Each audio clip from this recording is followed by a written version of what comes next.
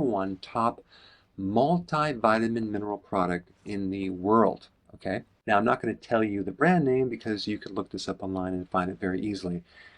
But I just find this very, very interesting. Here we have the #1 top selling multivitamin mineral.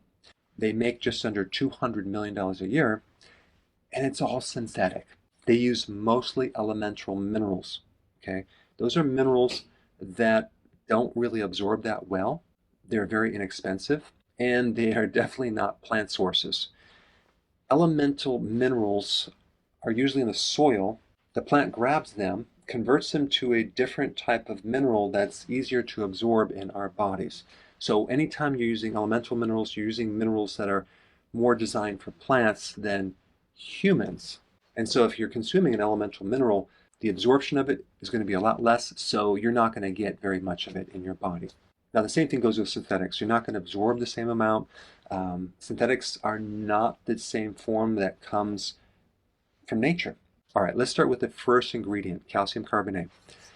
What you should know about the first ingredient of most products, it usually encompasses the majority of that product. So if they have calcium carbonate as the first ingredient, it's probably the majority of this product. And this is why when you lift up the bottle of this supplement, it feels like a paperweight. It's very, very heavy because calcium carbonate is a rock.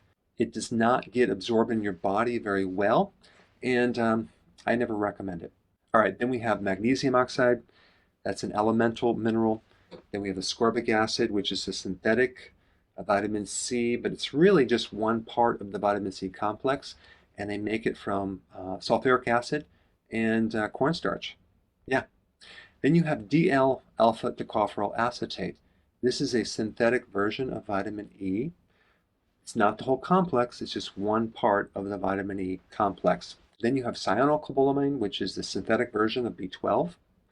Then you have thiamine mononitrate, the synthetic version of B1. Then you have zinc oxide, which out of all the zinc forms is the most insoluble form. So it's not going to absorb very well in your body compared to all these other forms. Now, there are many other ingredients of this product, but I didn't want to overwhelm you with more synthetics. But on top of these vitamins and minerals, they had to add these other ingredients. Cornstarch, modified cornstarch, maltodextrin, DHT, which is a preservative, polyethylene glycol, titanium oxide. Now, why in the world would they add titanium oxide? Titanium oxide is what they use in varnishes, paints, plastics, rubber. Well, they mainly use it as a whitener to take out the colors of these ingredients. So then they can add the artificial colorings in there. That would be the red 2 lake, red 40, yellow 6 lake to make it a certain color so it's standardized.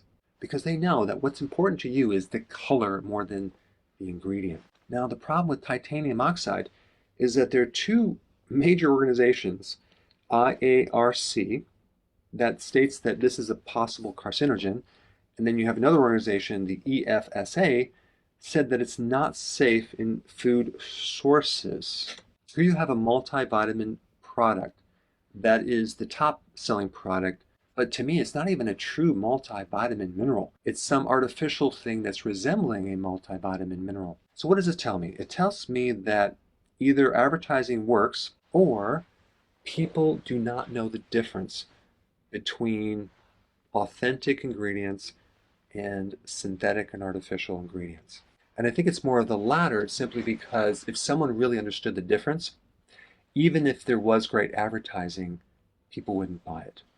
Now, I am not biased, is that it's just expensive. In order to get vitamin B1, for example, from a food source, you have to have like 300 milligrams of a certain material to make 1 milligram of a natural vitamin, okay?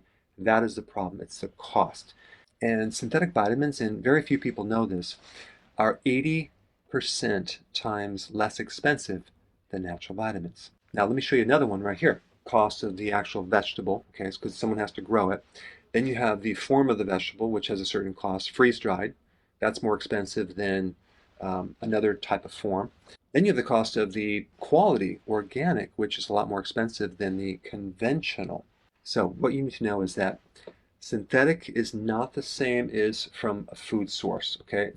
It's very different. In nature, vitamins come in very different complexes. They don't come in individual fractions of vitamins. Vitamins from nature have no chemical residues. And so in summary, when you're buying a vitamin, always read the back of the label. Read not only the data on the supplement facts, but the actual ingredients too. And if you can't pronounce these words, then you pretty much know that they're synthetic.